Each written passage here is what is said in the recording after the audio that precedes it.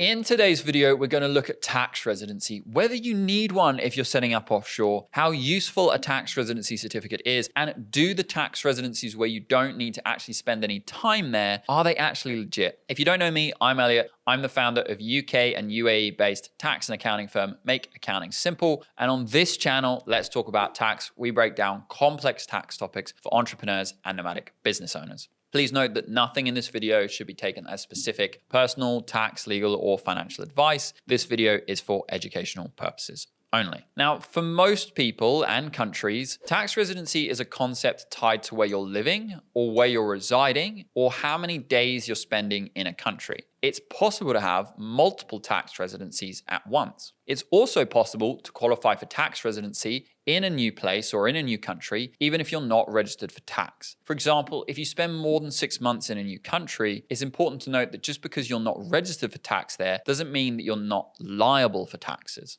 It is also possible to be a tax resident on the basis of your citizenship. For example, in the US, they have a citizenship-based taxation, where as long as you have that passport, you're considered a tax resident and need to pay tax to the IRS, regardless of where you live. Now, for most online business owners, once you experience a degree of success and you get a significant tax bill, the question of moving offshore is usually a pretty strong consideration. You know, pay less tax, improve your quality of life, surround yourself with more like-minded entrepreneurs is a nice trifecta of benefits people usually get with an offshore move. Now, for some, the idea of living in one place isn't appealing, and they prefer a more nomadic approach, spending 3 to 4 months in a variety of different places around the world. And in this scenario, you might ask, well, where will you be a tax resident then? And this is a really excellent question. Because you can be a tax resident in more than one place, your status in any given scenario depends on two things. The first is your home country's rules for ceasing residency, and the second is the rules in the country or countries where you now spend your time for becoming a tax resident there. Different countries use different tests. Some are mostly days-based, where others focus on where your home is or where your center of vital interests are. So, confirming you fully exited your home country often requires looking at your future patterns of living, on where you'll actually be, for how long, and what ties you'll keep. You also need to look at the countries you're spending your time in after you move. While spending less than 6 months there is a good general rule of thumb to avoid picking up a new tax residency, it is still possible to become a tax resident under ordinary residence test or center of life concepts, particularly if you don't have another established home, let's say in a low tax country, and you're spending meaningful time and forming ties in that new country, even if under 183 days. But for example, even if you were spending 5 months a year in Indonesia and you rented a home there for the year, and the other 7 months of the year you traveled to different countries and stayed in Airbnbs, under Indonesia's tax residency rules, they would likely consider you a tax resident because your main home and the way you spend your majority of time is in Indonesia. But assuming you avoid accidentally picking up a new tax residency, it is technically possible to have no tax residency. And in that example, you would stop meeting your home country's requirements to no longer be a tax resident. For example, just spending minimal times there if it's days based. And you don't meet any new country requirements to become a tax resident. But as I say, this is highly situation specific. Just because someone from the UK can do it doesn't necessarily mean someone from Canada could do the same, because part of that only works if your home country's rules allow you to not have a new tax residency in order to first leave. So for those countries that aren't so day-based and they require you to establish a new tax residency or have a new home overseas in the form of a long-term lease, before they'll accept that you've left as a tax resident, in those cases, no tax residency is probably impossible. But as I say, others don't require this, making no tax residency more feasible. Let's look at the flip side. Why might you need a tax residency or a tax certificate in the first place, a TRC? A TRC is official proof that you're a tax resident in a given country for a specific period, and it can serve a few purposes. It shows that that country considers you a tax resident, therefore subjecting you to its tax rule and laws. And that's really useful where a country has no taxes. Two, if you have 2 tax residencies, having a tax residency certificate allows you to claim treaty benefits to stop you being taxed twice.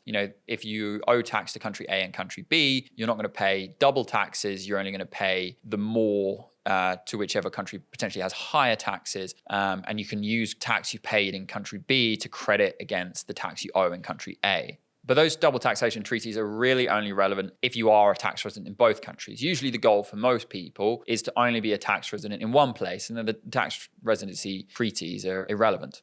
Now, some countries will require a tax residency certificate as proof of you having a new tax residency to allow you to leave your existing one. And that often means proving you spent at least 6 months in the new country, because there's a difference between, what the domestic country might consider in tax residency versus what the international standard for tax residency is, which is usually 6 months. But if you're not invoking a double taxation treaty or proving tax residency to your home country, you might not really have any need for the tax residency certificate. Now, there are a handful of places that advertise low or 0-day paths to a tax residency certificate. For example, you can get a tax residency in Paraguay by spending 0 days a year there. In Cyprus, you can get a tax residency certificate by spending 60 days a year there. Now, crucially, you need to maintain a home there, and you can't have a tax residency anywhere else to qualify. Now, Georgia also lets high net worth individuals get tax residency by spending 0 days a year there. Thing is, if you spend 0 days in Paraguay, you're going to have 0% personal, 0% corporate, 0% capital gains, 0% everything tax, because you're not spending any time in Paraguay, and therefore they have no presence there, and there's really no justification for taxing you. It's the same way I don't need to pay tax in almost every country in the world because I don't spend time there. I don't pay any taxes in Paraguay because I don't spend any time there. Now, I should note that it's possible to get tax residency in Paraguay by spending 120 days a year there, and that's a different case. I'm not referring to this. I'm talking about the popular nomadic option of getting a residence permit in Paraguay to get tax residency by spending 0 days per year there. So what use are these paper tax residencies like Paraguay, where you're not spending any time there? In my opinion, their use is very little. If you are asked on an online form, perhaps applying for a bank account or some other application that requires a declaration of tax residency, it allows you to enter Paraguay on the drop-down. Usually no tax resident is not a drop-down option. But aside from that, a tax residency certificate in a place that you have no connection to and you spend no time has really very little value. In the event you need to provide a tax residency certificate to your home country in order to leave that country as a tax resident, it is highly unlikely that that country will accept a tax residency certificate from a country that you have no substance in. If your home country has a requirement for you to establish a new tax residency in order to stop being a tax resident, you'll need to meet their criteria for new tax residency, not buy one by spending no time in that country. And so the uses for a tax residency certificate like that are reasonably minimal. What are the problems with no tax residency? Well, none of your personal income is taxed, and therefore it's not recognized anywhere. So you may struggle to get a mortgage or prove source of wealth or source of funds to a bank, a government, a financial institution. And there's no drop down on tax residency forms for tax resident of nowhere. However, whether or not it's possible for you to have no tax residency is entirely dependent on where you're currently a tax resident, what the requirements are to leave that country's tax residency, and where you're going to spend your time after you've left. In the scenario where you have no tax residency, you do leave yourself more exposed to potentially be taxed by your home country on the basis of failing to establish a new home or officially reside anywhere else. And your home country could claim that you've never really left as a tax resident and that you've just been perpetually traveling, and therefore you need to pay tax back home for that time you were traveling. You also leave yourself exposed to the country that you spend the majority of your time in, that they're going to consider you a tax resident under their ordinary residence test, which says you don't have another home elsewhere. Most of your ties and connections point to this country being your main home. And although you're spending less than 6 months here, we still consider you a tax resident. So I generally recommend to online business owners who relocate overseas to have a tax residency, but I recommend that it be in a low or no tax country that they actually reside or spend some time in. That way it has way more use than just having a country to pick in a tax residency dropdown on a banking form. It leaves them less exposed to tax residency claims elsewhere, although it doesn't completely remove that risk because it's possible to have multiple tax residencies. And so just because you have a tax residency doesn't mean you can stop monitoring where you spend your time or what the tax requirements are in the countries that you spend your time in, because you might pick up another tax residency unknowingly. Just be aware that the claims of tax residency with minimal days are likely just elaborate marketing by that country to attract entrepreneurs and nomads. You need to understand the entirety of your tax picture and see where your tax residency risks are and whether this tax residency actually offers any substantial benefit. If you found this helpful, please subscribe to the channel and drop a comment if there's a specific topic you want me to break down next.